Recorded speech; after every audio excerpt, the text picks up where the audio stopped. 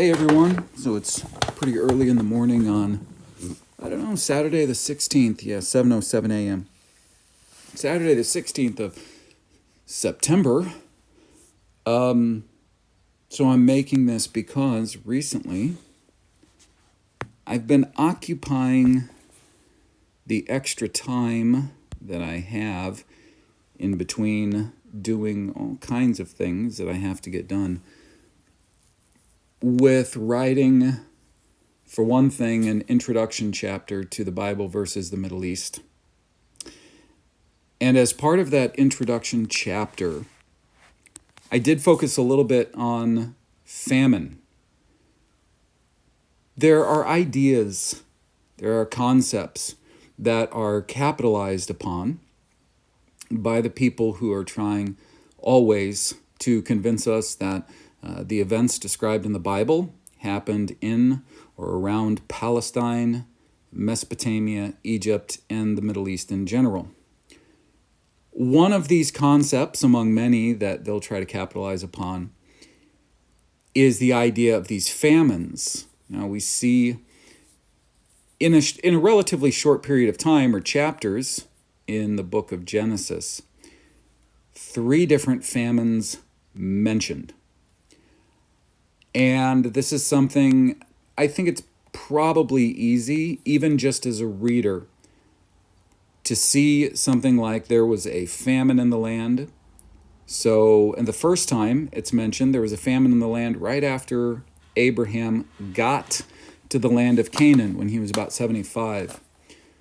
And it says there was a famine in the land, so his whole group, big group, went to Mitzrayim. And they dwelt in Mitzrayim for quite some time. Maybe they were in or around the land of Goshen, where Israel ultimately ended up going centuries later. So then there's another drought that's mentioned. That first one is like Genesis 12. There's another drought mentioned, Genesis 26, in context with Isaac. Now, that drought, if you do the math based on the age of Isaac, the age of Abraham when he fathered Isaac, which was 100, the age of Isaac when he fathered Jacob and Esau, and the details given about Esau and Jacob growing before in Genesis 25. Before Genesis 26, when the text says there was another drought, famine. I don't want to say drought. Famine, okay? Because famine, this word famine is R-O-B. It's spelled exactly like rob, so could have something to do with that in some way or another, or other words. But yeah, it's oftentimes also translated as just hunger. Like when Israel is in the wilderness, that word is used for when they are experiencing hunger. Okay, it's the same word.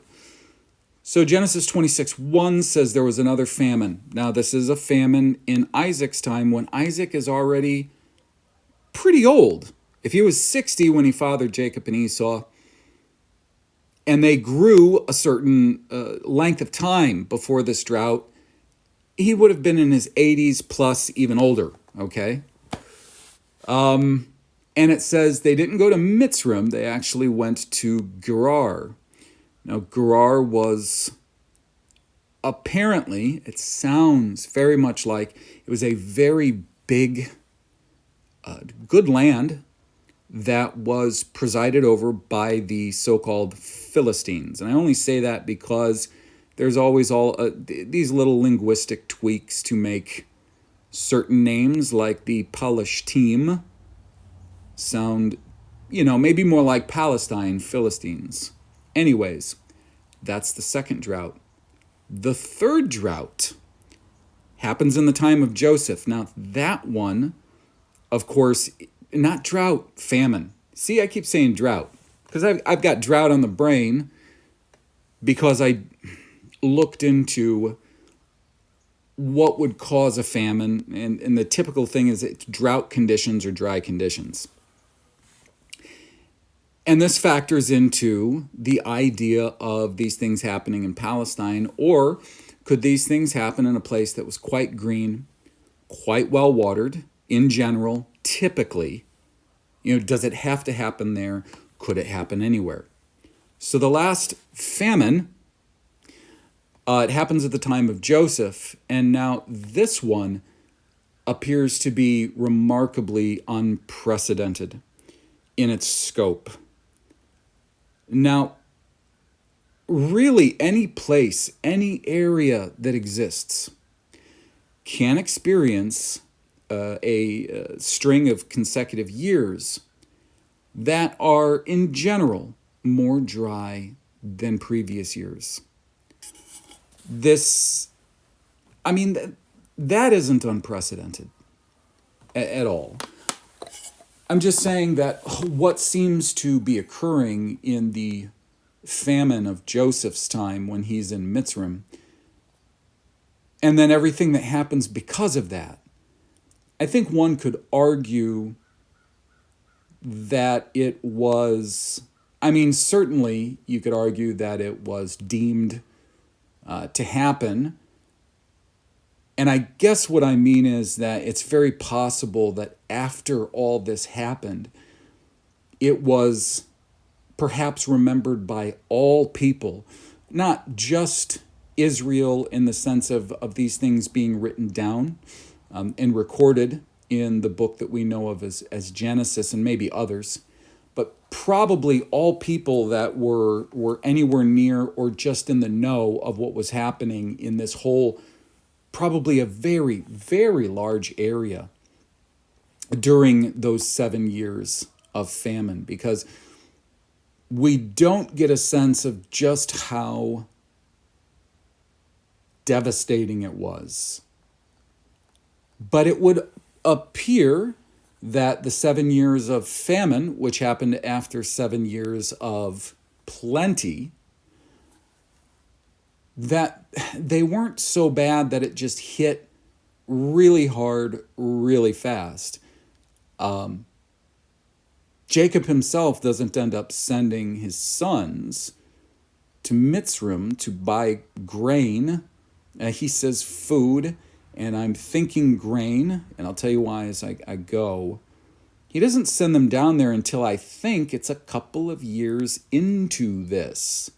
They're getting to the point to where they don't have reserves now, and they know that Mitzrayim does, and a lot. So let's talk about famine. So first off, just understand, those famines, they're all about 100 years in between. So we're not talking about a dry, parched land where things were always scarce and always difficult. We're talking about, just as the Bible describes, a good land, a big land, a land full of streams and rivers, a land well watered, a land that was lush, a land that gave forth its fruit abundantly. That's what the Bible says. That's not me reading into it. These things can happen in the best, most productive, lush, well watered lands, any land. So, and here's kind of the interesting things that happen. Let's just start with this. So I looked around a bit for kind of the history and maybe even in recent years, some records regarding drought. Now I'm getting to drought because I believe that drought and dry conditions are typically the very thing that lead to what we could call a famine in the land, and here's pretty much why.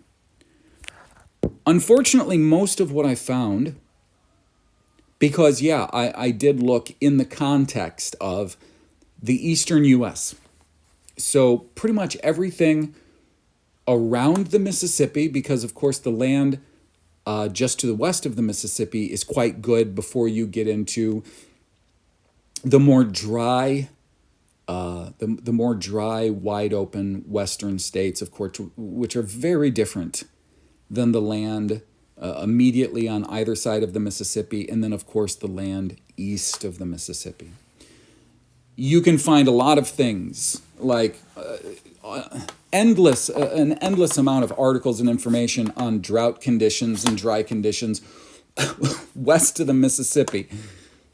It's not difficult. It's very easy because, all or most of that land exists in that way most of the time, unless you get into like the Pacific Northwest, which is quite different than all of that other land. So the funny thing about this is, there have been some droughts in recent history that really affected the eastern United States. Now, I'm at a little page here right now. This is actually drought.gov.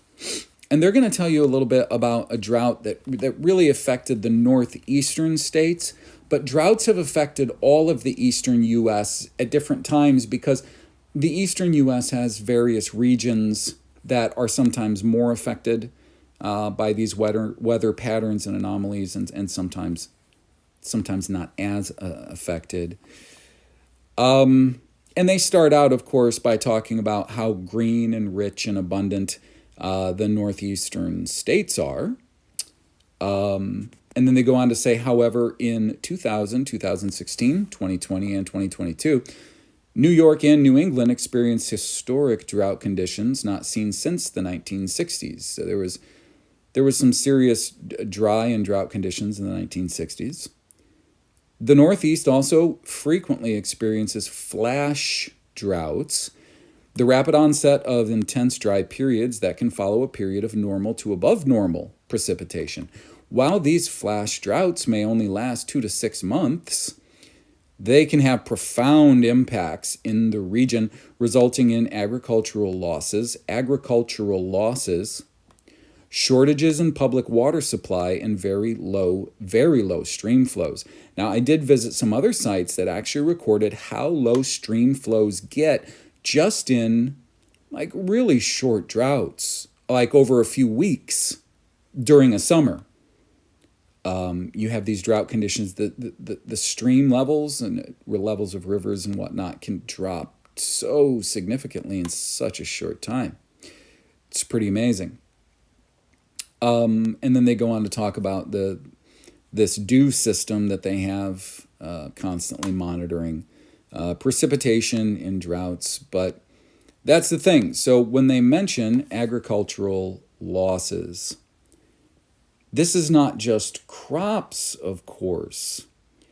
If you're having agricultural losses in crops, then you're having agricultural losses in feedstock or in forage. Excuse me. So if you have large flocks and herds of cattle, sheep, goats, things like that, ruminant animals, which would represent, well, we'll say in the case of Abraham, Isaac, Jacob, the 12 patriarchs, this represented their livelihood, their lifestyle, and their wealth and security, just in physical property, their flocks and herds. That was their wealth. And,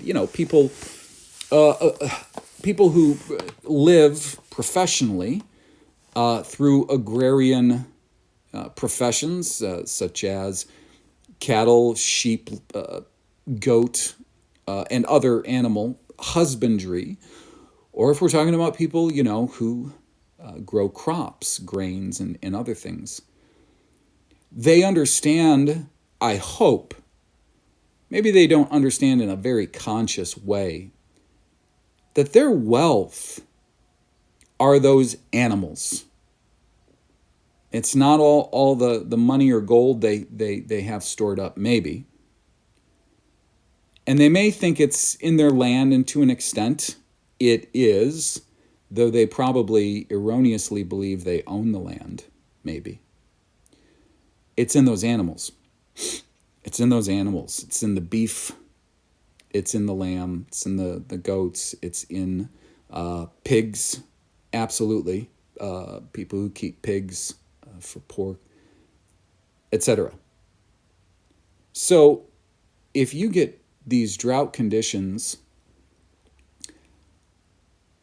and you're grazing, which most of the people back then would have practiced grazing as opposed to the sort of immoral, inhumane practices they have on commercial beef cattle farms today, where they don't feed them natural forage, they feed them all grain, which is, of course, these grains are supposed to only be a supplement, and then they put even more questionable junk in there. The forage, if you're living and keeping your ruminants in a natural way, the forage is extremely important. Now, I found a page the other day and then I lost it, which seems to always be the case. But regarding, ruminant animals and drought, dry conditions, kind of the thing that can happen, and I might have to add to this based on the information I found and couldn't find again. They say at the cattle site, drought reduces forage growth in pastures. When drought comes and forage is in short supply, it is tempting to continue to graze until all the forage is gone. But if pastures exist, the drought in poor condition, the road to recovery is much longer. Pasture plants need a rest from grazing to restore their energy reserves. Reduced plant growth during drought means rest periods must be longer. The rest for the forage areas, the paddocks, the land. It needs longer to rest so that it can try to grow again. Once you overgraze an area, its recovery can be long and difficult. So they say, in other words, livestock should not return to the pasture until grass regrows to about 8 to 10 inches. Increasing grazing stubble height helps shade and cool the soil, which reduces evaporation and conserves moisture. Also, maintaining an adequate amount of stubble or residue will encourage root development below the soil surface. It's all true. Now, the site that I went to and read, there was a lot more to that as far as how to responsibly manage the land itself while you're trying to manage the cattle or the ruminants in general on that land. Now, if you're flirting, which is including sheep and goats with your cows, which is, in my opinion, probably one of the smartest things to do in general, because sheep and goats can eat certain things that cattle can't, and vice versa. They don't have common parasites. They share among one another. It's very good for all animals. So let's just assume that way back then, if the Bible said that you had flocks and herds, you were likely flirting, okay? So in general, if you have dry conditions, you really need to, if you're a responsible person, and let's say the people that you're living among, since from Abraham down to Moses, this people lived among foreign peoples in lands that were foreign to them until the time of Joshua forward for many centuries. And you have to figure the people they were living among, even if from Abraham on, even if they had a mind to overuse the land in bad conditions, and I'm not saying they did.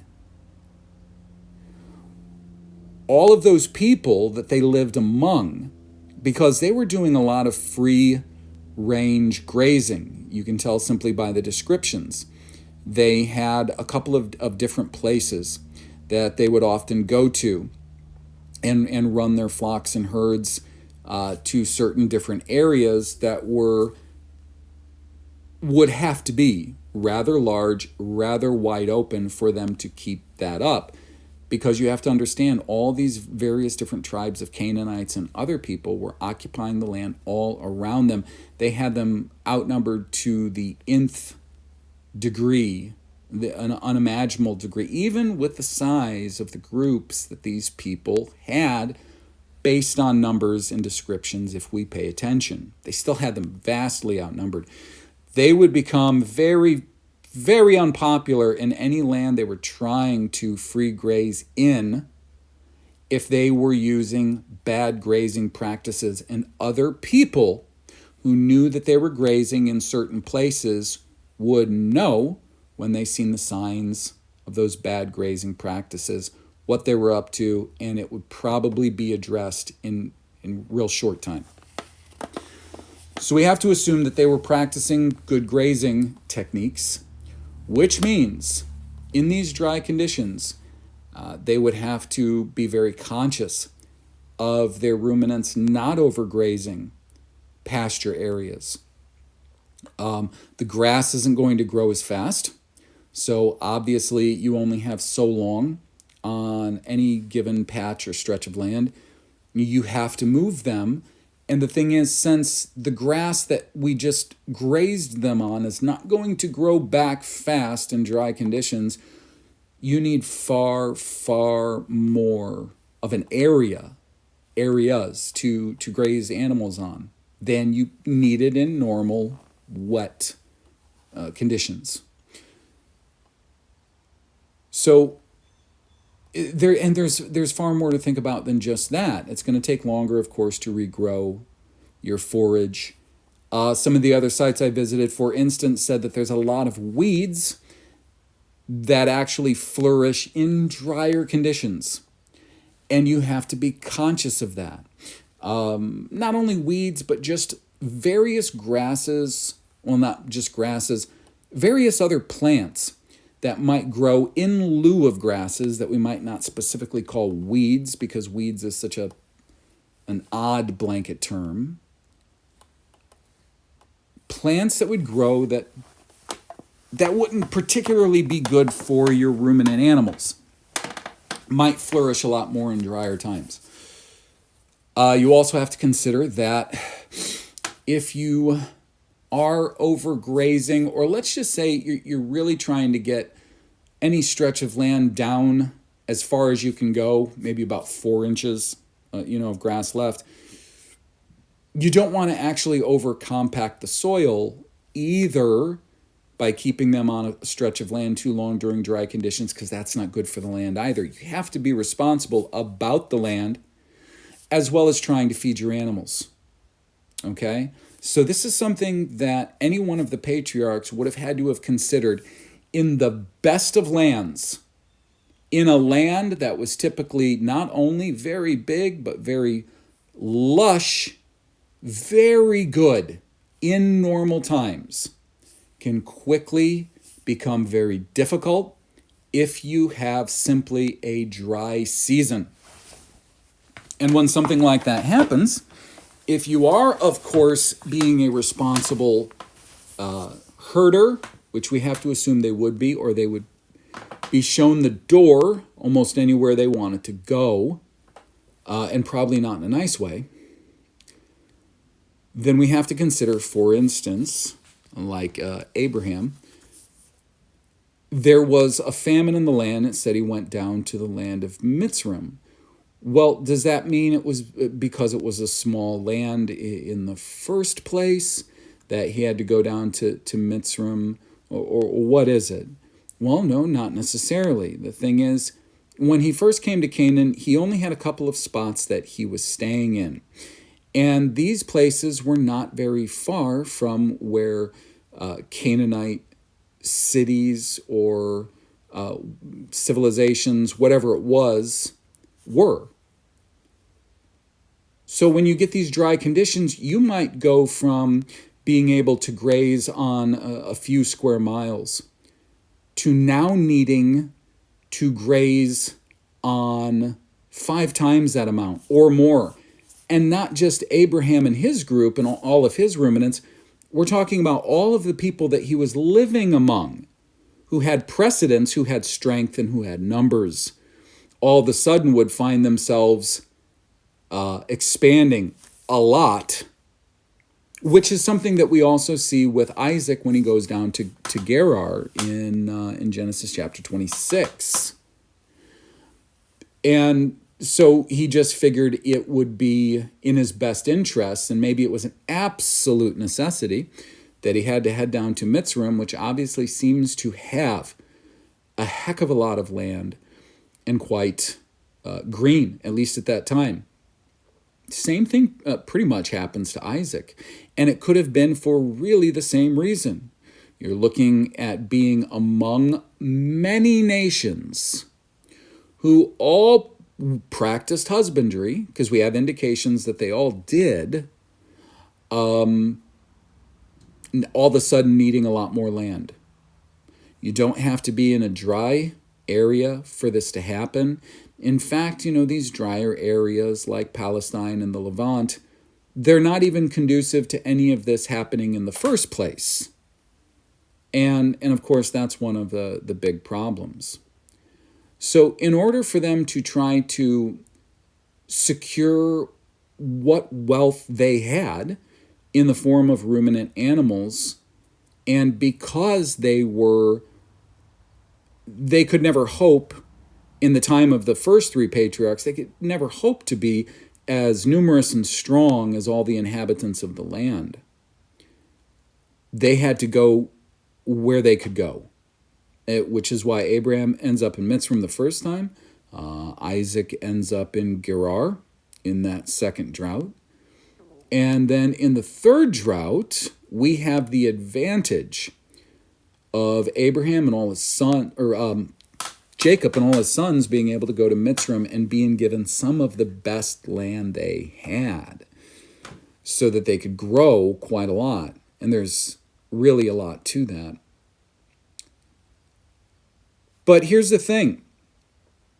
All those things being said, there's also the fact that once the dry conditions start, there is a whole lot that any ruminant herder has to consider as far as, supplementing the feed for their ruminant animals. A whole set of problems and concerns that they now have.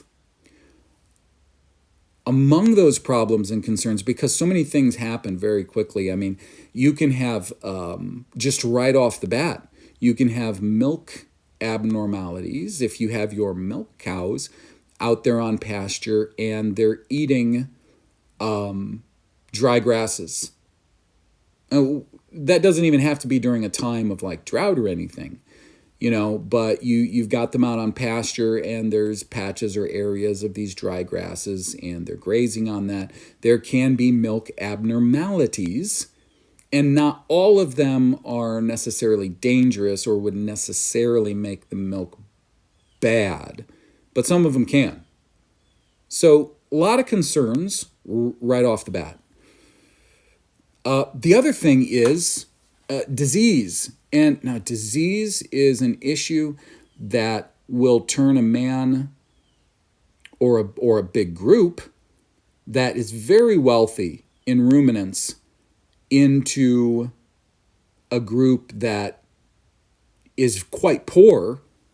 This could happen in a very short amount of time because of disease and what drought can bring on in the way of disease. And I'm at this site. It's like agriculture.vic.gov.au, among many other sites.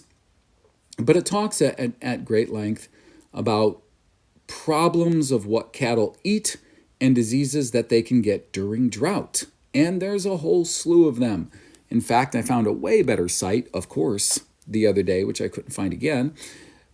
But they'll tell you things like abnormal eating habits. Drought-affected stock can ingest large quantities of, for instance, sand and dirt, which may cause impaction of the gut. Hungry stock may ingest poisonous plants or eat excessive amounts of indigestible roughage or grain. Stock released into rubbish tips have been known to die after consuming lead batteries, oil, and diesel fuel plastic bags. If any of your cattle perhaps had predispositions to infectious disease, which of course you wouldn't want that, and if you were a professional cattle herder, you would spot those things and try to call them out. I think that is maybe for someone who hasn't been doing this, for a lifetime and generationally. But there is this whole wide range of diseases that cattle can get just in the summer, that cattle are more prone to get during dry seasons, and that become very prevalent, and that you have to watch for, like a hawk during drought. So during a famine, this is what you would absolutely focus on. And I'm absolutely sure that when Jacob sent his sons to Mitzrayim, what he was sending them for was feed for their ruminant animals. I say that because they probably had plenty of dry storage and other things in food for themselves. Because when he sends them down there, he says, take a gift with you for this man who's in the head of all the feed supplies of Mitzrayim. Take some balm and some myrrh and some honey and some dried nuts.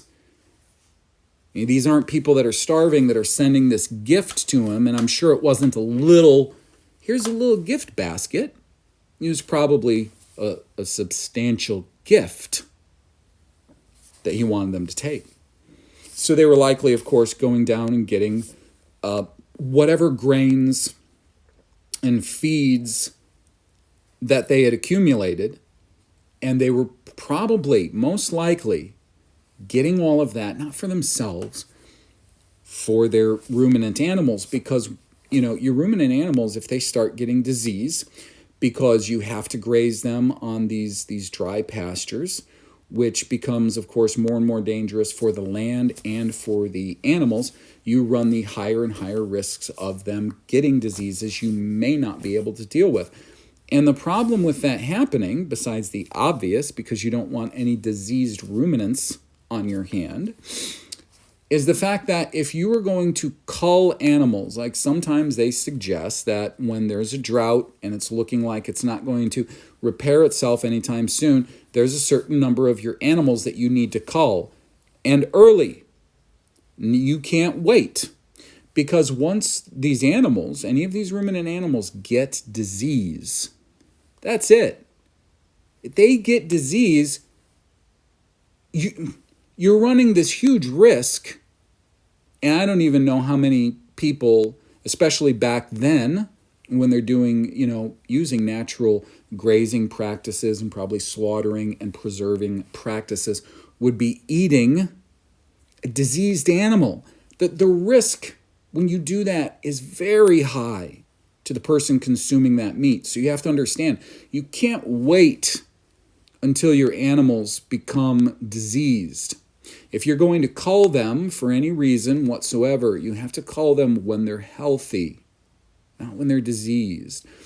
You're not going to eat animals that have disease or have died of disease. In fact, you should not eat any of your animals, your ruminant animals that die of quote-unquote natural causes, which also includes just old age. Because typically, maybe not every time, but typically, most mammals, including people, if they die of old age, it's typically something kind of disease related. So all that being said, I think we can start to see and contextualize what the problems might be for Abraham and then Isaac and then Jacob and his sons during these three famines accounted in Genesis, all happening about a century apart, and why this would have been so problematic for them. Why they would have gone to great lengths to travel great distances, the first and third time to Mitzrayim, the second time to Gerar.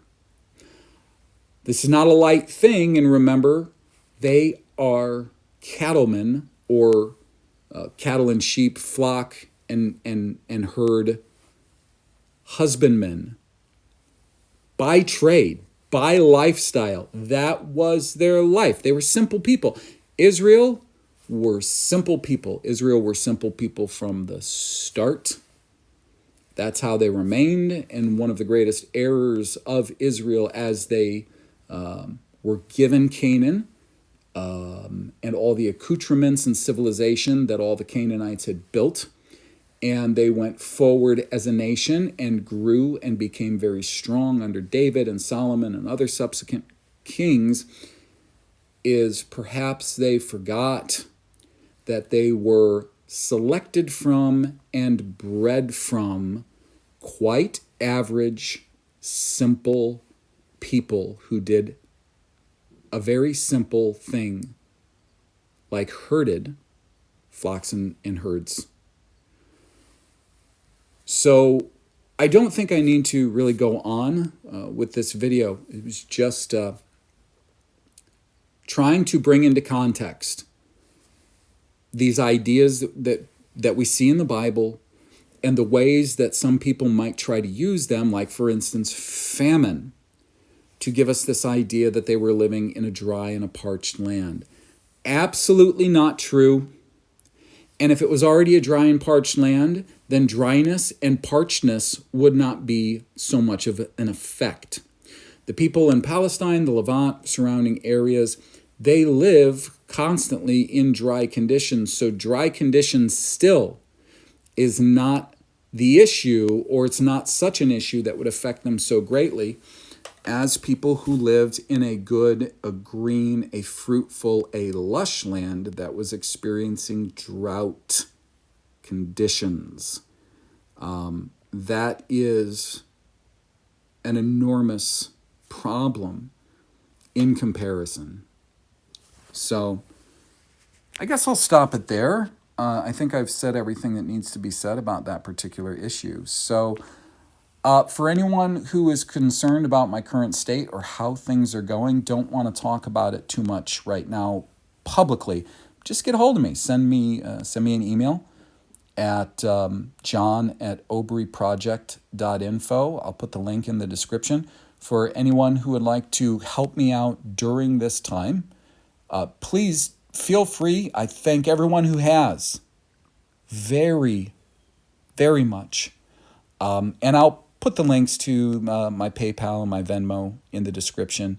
But yeah, I mean, if you want to find out how everything's going, or send me an email. If you're on any sort of social media that I am, which is not many, send me a message or something. Send me a message on Patreon if you're one of my patrons, or just go on there and send me a message anyways. I believe anyone can, and so forth. But again, thanks to everyone who has helped.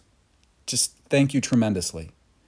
And I hope this video has helped to better contextualize what we see in the Bible as opposed to what they are trying to make us see in the Bible, which is just a vast difference between the two things. So, all right, till next time, I hope everybody takes care of themselves and is well.